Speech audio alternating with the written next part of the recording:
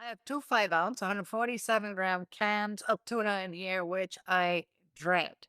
This is tuna in water, guys. I'm gonna add about a fourth teaspoon of lime zest to this. Don't go nuts with the zest, it'll make this bitter.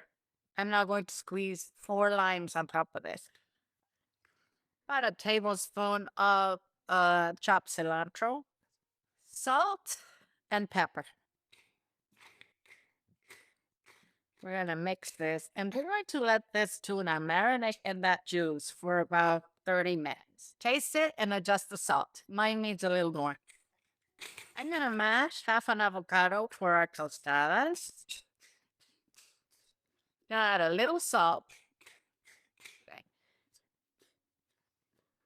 One of these will fill you up, guys.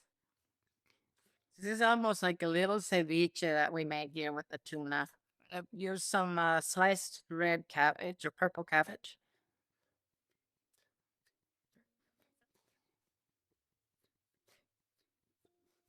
I'm using Mexican crema sour cream. You guys can use regular sour cream if you want. We're gonna tame that with a little cream. Little cilantro. Check that out. So easy, delicious, and not expensive. Mm. Oh, that's beautiful.